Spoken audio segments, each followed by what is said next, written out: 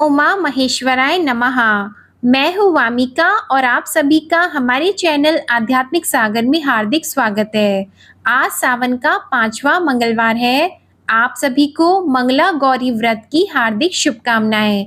सावन का महीना जितना भगवान भोलेनाथ को प्रिय होता है, उतना ही यह महीना माँ गौरी को भी प्रिय होता है।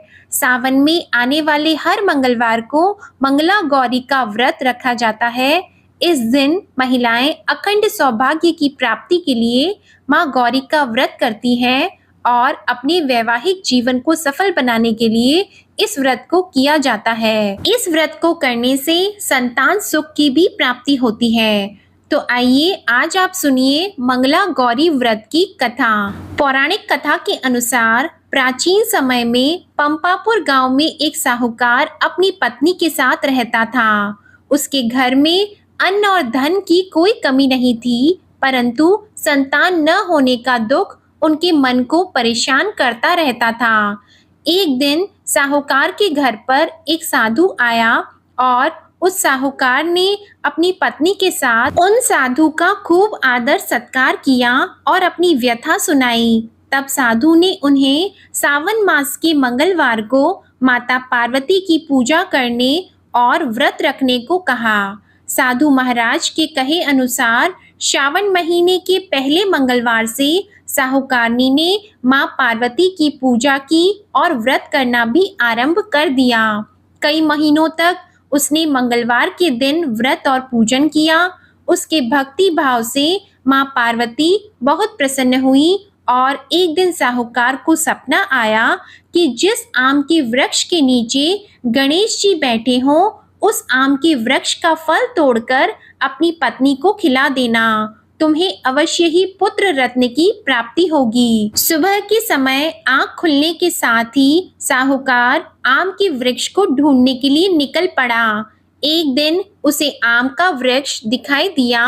तब फल तोड़ने के लिए उसने पेड़ पर पत्थर मारे। ऐसा करने से उसे आम का फल तो मिल गया, परंतु जब वह फल तोड़ने के लिए पत्थर मार रहा था तो उसका पत्थर गणेश भगवान को लग गया, जिससे उन्हें चोट आ गई।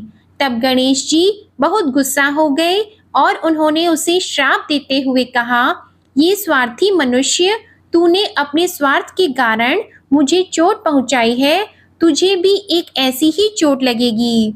माँ पार्वती के आशीर्वाद से तुझे पुत्र रत्न की प्राप्ति होगी, परंतु वह सांप के काटने से 21 वर्ष की आयु में मृत्यु को प्राप्त हो जाएगा। गणेश जी की ऐसी वाणी सुनकर साहूकार घबरा गया। उसने घर जाकर आम का फल अपनी पत्नी को खिला दिया, परंतु गणेश भगवान के श्राप वाली बात उसे नहीं बताई। 9 महीने के बाद उसके यहाँ एक सुंदर बालक का जन्म हुआ। उसका नाम मुन्नू रखा गया।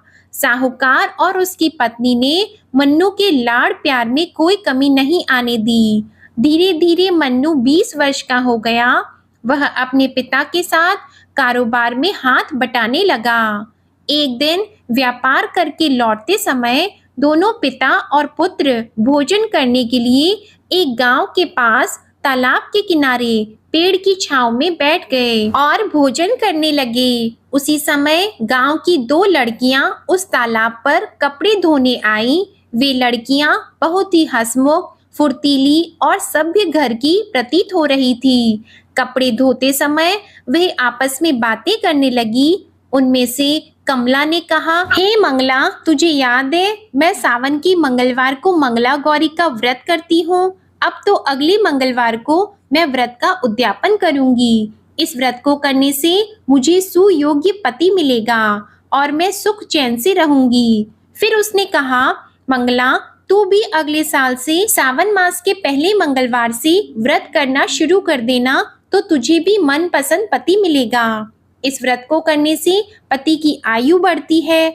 कमला की बातें सुनकर मंगला भी मंगला गौरी का व्रत करने को राजी हो गई। पेड़ के नीचे भोजन करते समय वह दोनों पिता और पुत्र उन लड़कियों की बातें सुन रहे थे। उन लड़कियों की बातें सुनकर सेठ जी समझ गए कि कमला नाम की लड़की उनके पुत्र के साथ विवाह के लिए सर्वश्रेष्ठ हैं। तब सेठ जी ने अपने पुत्र की इच्छा जानने के लिए उससे कई तरह की बातें कहीं।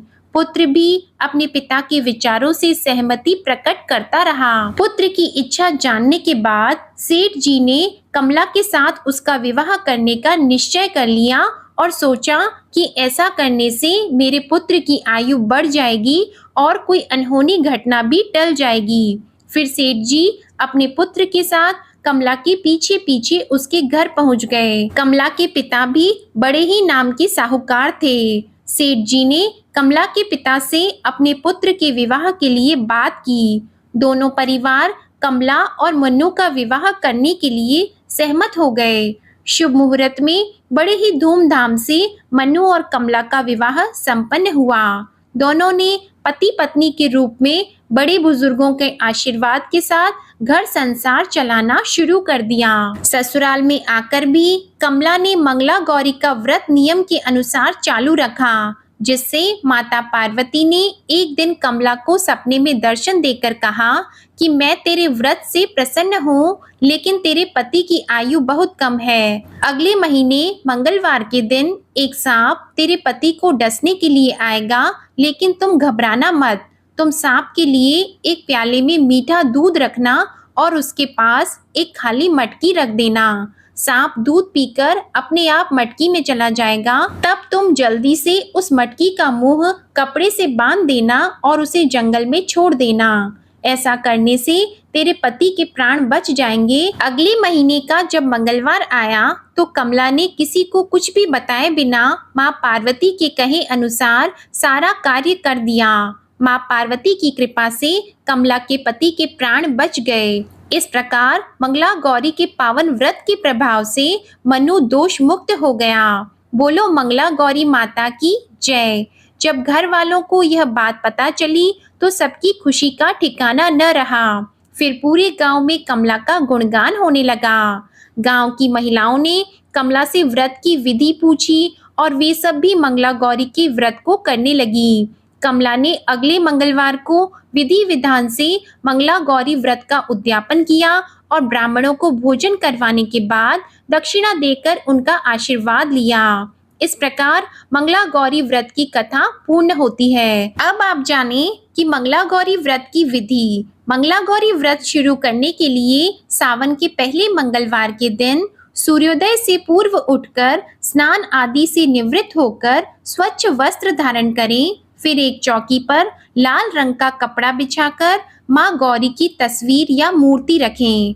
उसके बाद मंगला गौरी व्रत का संकल्प लें और आटे से बनी हुई दिए को जलाकर षोडश उपचार से माँ गौरी का विधिवत पूजन करें। इस दिन एक ही बार अन्न ग्रहण करना चाहिए और पूरा दिन माँ पार्वती की पूजा करें। पूजा में माँ पार्वती को 16 श्रृंगार का सामान अवश्य अर्पित करें और पूजा करने के बाद माता पार्वती की आरती उतारें। इस प्रकार मंगला गौरी व्रत की कथा और पूजा विधि पूर्ण होती है। जो भी भक्त सच्चे मन से मंगला गौरी का व्रत रखता है और इस कथा को पढ़ता है अथवा सुनता है, उनकी सभी मनोकामनाएं माँ गौरी पूर्ण करती हैं और अपना शुभ आशीर्वाद प्रदान करती हैं। प्रेम से बोलिए गौरी माता की जय। आपको ये कथा अच्छी लगी हो तो हमारे वीडियो को लाइक करें, शेयर करें और कमेंट में माता गौरी की जय लिखना ना भूलें। अन्य कथाओं को सुनने के लिए हमारे चैनल को सब्सक्राइब करें और बेल आइकन भी दबाएं। धन्यवाद।